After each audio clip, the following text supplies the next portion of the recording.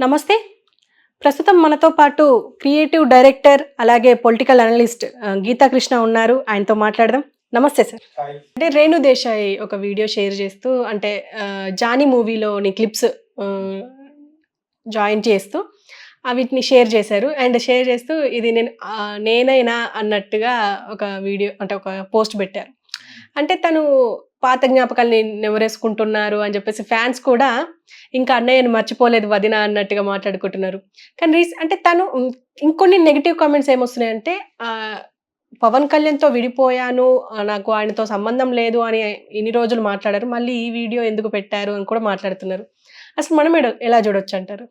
ఎవరెలా చూస్తున్నా కూడా నేను ఒకేలా చూస్తాను. ఎందుకంటే ఆ అమ్మాయిని నేనే పట్టుకొచ్చాను మొట్టమొదటి. చాలాసార్లు చెప్పి దానికి ఎవడో తెలిసి వేరే పుష్పం గారు ఈయనే తీసుకొచ్చారట. ఒక ఎగతాళిగా ఏర్పడ్డాడు. మరి ఎదవా, నేనే ఆ అమ్మాయిని సెలెక్ట్ చేసి సనంద సి హోటల్లో జూహులో టైమ్ సినిమా బుక్ చేశాను అమ్మాయిని. ఓకే. తర్వాత తను ఫెమినా టెస్ట్కి వెళ్ళినప్పుడు ఆ అమ్మాయి యొక్క శరీర సౌష్ఠవంలో కొన్ని తగ్గాలి. మీకు అర్థమైందా? దాని వైటల్ స్టాటిస్టిక్స్ అంటారు. అలా చెప్తే నా అర్థం ఈ మఫ్స్ గాడికి వైటల్ స్టాటిస్టిక్స్ ఏంటంటే నడుము, బ్రెస్ట్ ఇవన్నీ తగ్గాలి. వాళ్ళు ఇచ్చిన క్లాసిఫికేషన్ ఎవరు కండక్ట్ చేస్తారు? అది టైమ్స్ ఇండియా వాళ్ళు చేస్తారు. ఫెమినా అందులో సెలెక్ట్ అయ్యిందే ఐశ్వర్యరాయ్, అందరూ ప్రియాంక చోప్రా. అక్కడ సెలెక్ట్ అయితేనే వరల్డ్ బ్యూటీకి పంపిస్తారు. అర్థమైందా మీకు? మళ్ళీ చెప్తున్నాను. దానికి ఆ అమ్మాయి అందరూ అక్కడ ఉన్న అందమైన అమ్మాయిలు అందరూ ఇది ట్రై చేస్తారు ముందు. మన ఐఐటికి ఎలా ప్రిపేర్ అవుతాం అలాగనమాట. అలా ప్రిపేర్ అవుతున్నాను నేను. మరి ఇవన్నీ కొంచెం ఇదిగా ఉంటుంది, పర్లేదని ఫోన్ చేసి నాకు. ఈలోగా నేను ప్రభుదేవ టైం సినిమాకి నాకు మార్కెట్ పోయిపోయింది సార్. ఇంకొక అమ్మాయి రాధికా చౌదరి అని, అమ్మాయి పూణే, ఇద్దరిదే పూణే. రాధికా చౌదరిని ఒక అమ్మాయిని ఏదో వెరైటీకి వచ్చింది నా దగ్గరికి. లాస్ట్లో వచ్చి ఒగుర్చుకుంటా, నాకు నువ్వే కావాలన్నాను. ఆ క్యారెక్టర్కి సరిపోతుంది. ఆ అమ్మాయికి ఆడిషన్ లేకుండా సెలెక్ట్ చేస్తాం. దగ్గరికి వచ్చి మాట్లాడుతుంది అనమాట. ఈ బలం ఉంది అనుకున్నాం అనమాట. సో ఆ అమ్మాయి కొత్తదే, ఈ రేణు దేశాయ్ కొత్తదే. ఈ రేణు దేశాయ్ దొరకడం కారణం వేరు. బీజు రుక్మిణి అని ఇద్దరు మోడల్ కోఆర్డినేటర్స్ మెడ్రాస్లో ఉంటే వాళ్ళు నాకు 20 మంది అమ్మాయిల్ని అక్కడ అరేంజ్ చేశారు బాంబేలో ఆడిషన్కి. ఈ అమ్మాయి ఫోటో అబ్బాయి రేణు బీజు రుక్మిణి ఇంట్లో చూశాను ఫోటోగ్రాఫ్, అది తీసుకున్నాను. అది నీకెందుకు అడిగింది, చాలాసార్లు చెప్పాను. నాకు అమ్మాయి నచ్చింది, నేను డీప్ కోసం పెట్టాను, అసిస్టెంట్ డైరెక్టర్కి ఇచ్చాను. నేను రేపు ముంబై వెళ్తున్నాను. ఓకే, నీకు ఆల్రెడీ చాలా మంది ఉన్నారు. వాట్ ఈస్ అమ్మాయి కూడా ముంబై కాదు, నేను పెట్టుకెళ్ళాను. వెనకాల అమ్మాయి మొబైల్ ఉంది. ఇది 1999లో జరిగింది. ఓకే.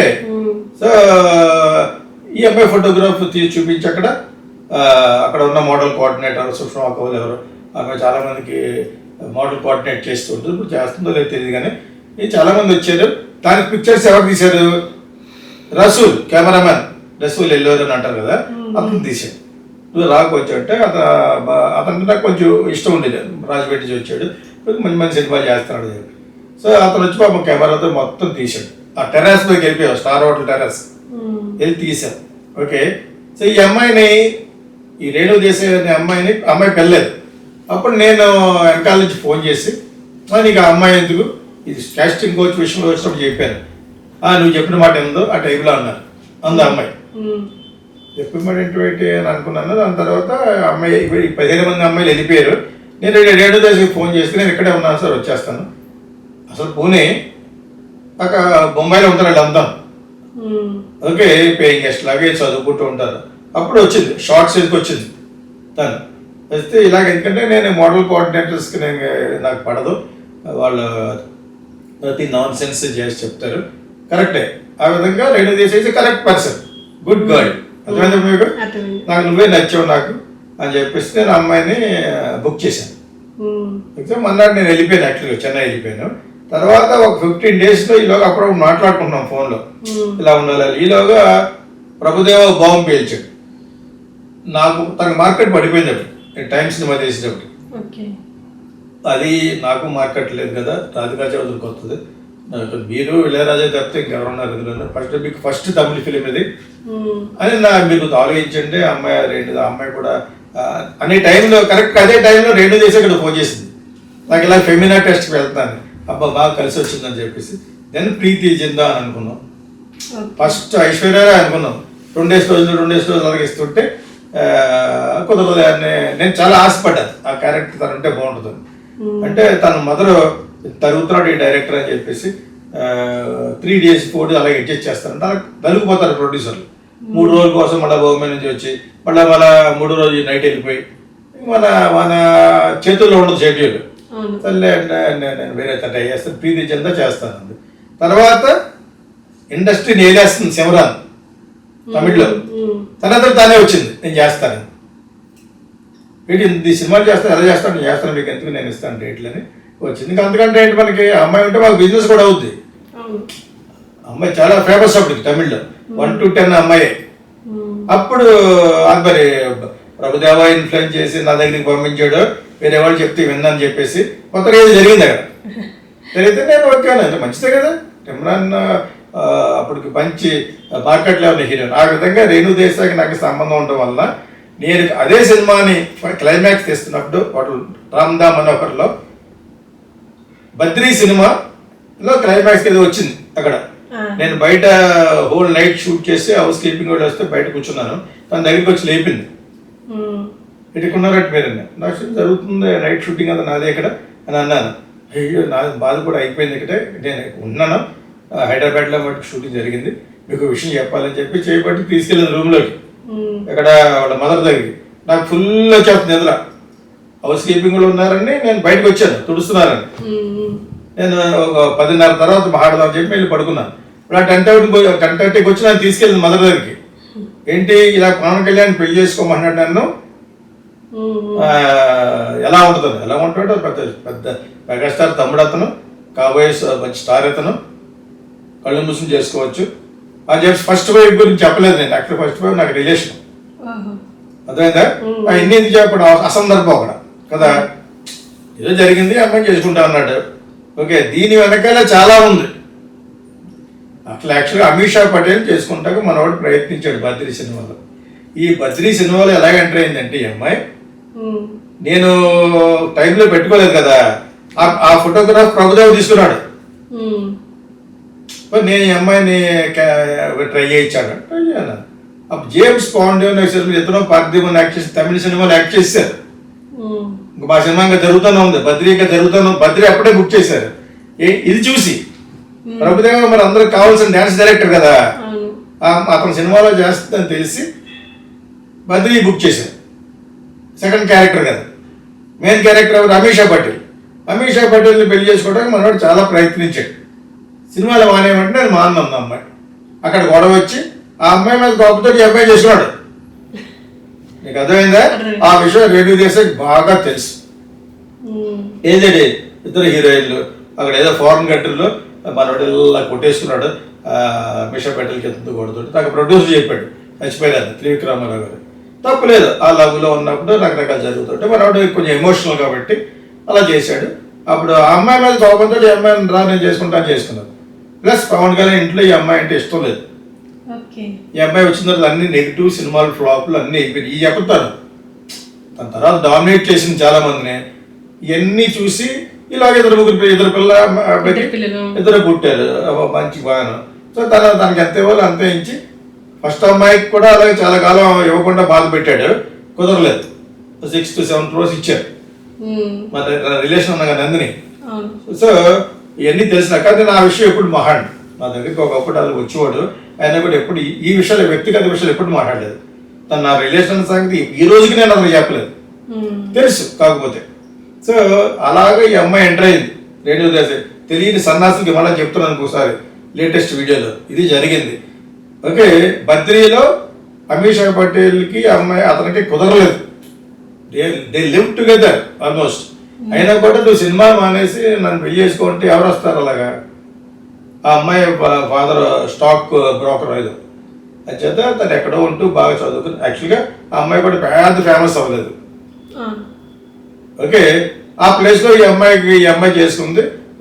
చక్కగా 2 పిల్లలు పుట్టారు. సూపర్ హైట్ అతను Akira. So Akira Kurosawa director పేరు అది. అకిరా అంటే ఏంటి, Japanese greatest director of the world. అకిరా కురోసావాలో అకిరాని పెట్టాడు. అదేందా, ఇది కూడా సందర్భోచితంగా చెప్పేస్తాను. అప్పుడప్పుడు నేను వస్తూ ఉంటుంది ఈ అమ్మాయి సోషల్ మీడియాలోకి. కొంచెం బలా పెళ్లి చేసుకుంటానంటది, చేసుకున్నానంటది. అక్కడ 2-3 సినిమాలు తీసింది. అదేదో యావరేజ్ అని 2 సినిమాలు దొబ్బినాయి. అక్కడ జెనీలియాల హస్బెండ్ పెద్ద డిస్ట్రిబ్యూషన్, ఎక్స్-సీఎం కొడుకు అతను పూణేలో.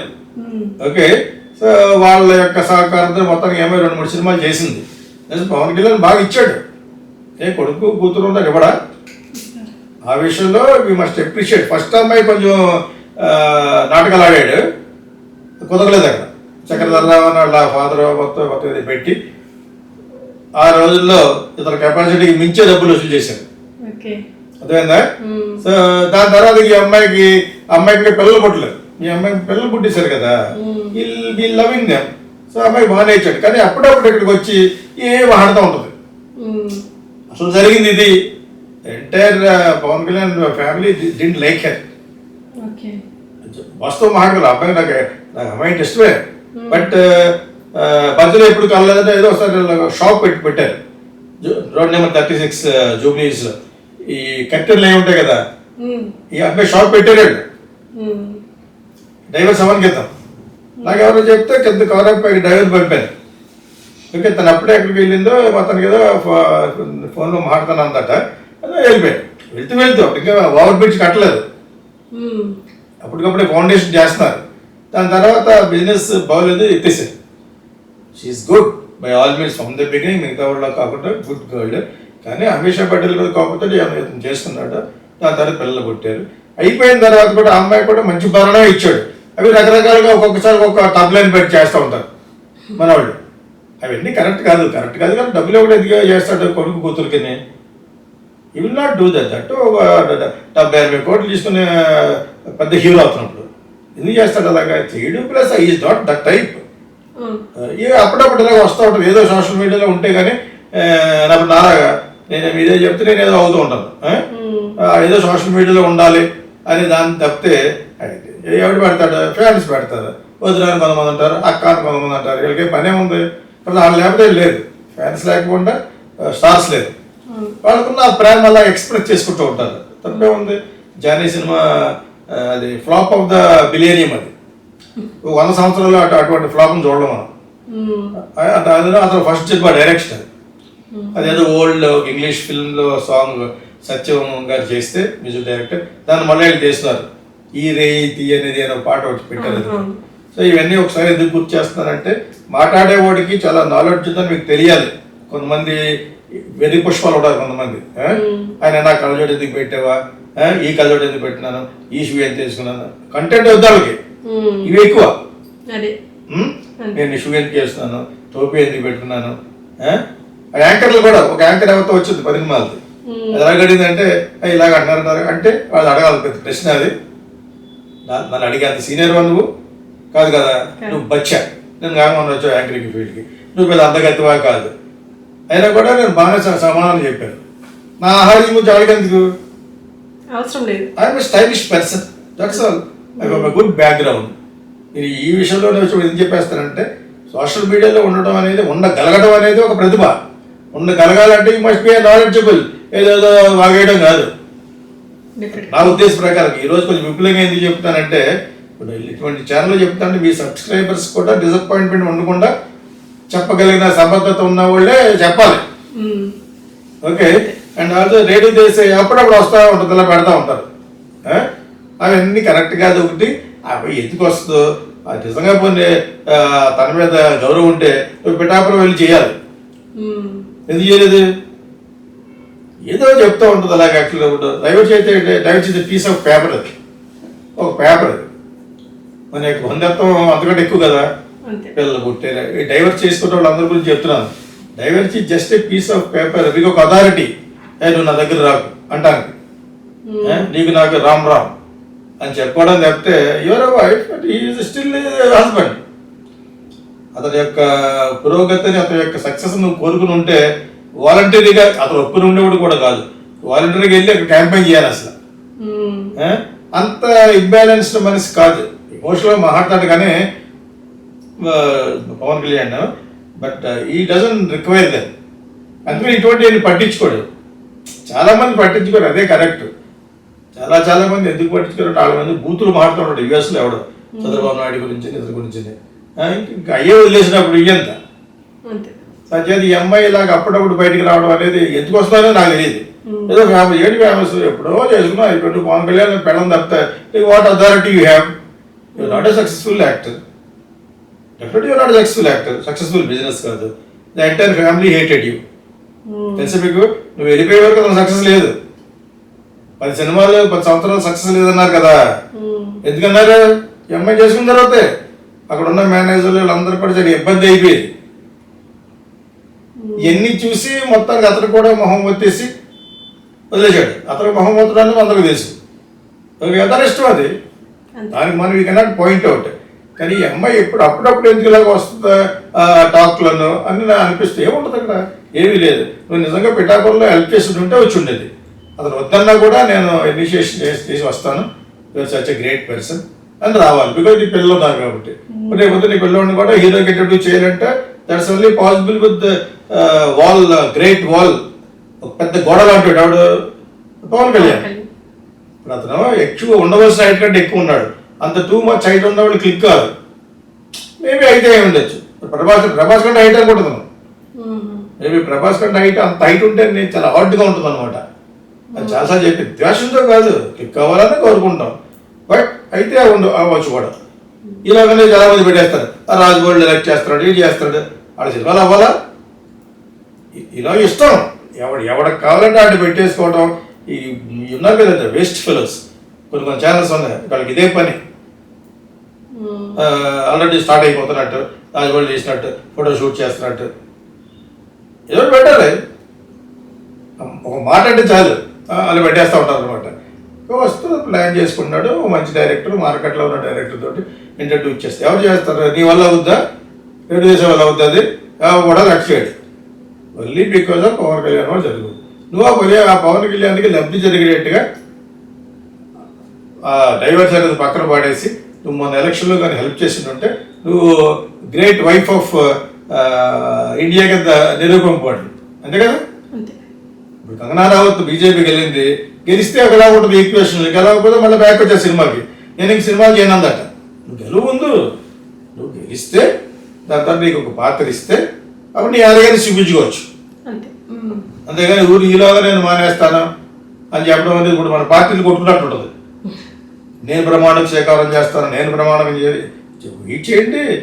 ఎవరు చేస్తారో ప్రజలంతా చూడబోతున్నాం. ఓకే, అప్పటి వరకు వీళ్ళు కంగారు పడిపోతారు ఎలక్షన్. సో రెండో దేశం అప్పుడప్పుడు రావడం అనేది దట్స్ పర్సనల్ ప్రయారిటీ. ఏదో పేరు కోసం, ఏదో మార్కెట్లో మర్చిపోకుండా ఉండడం కోసం.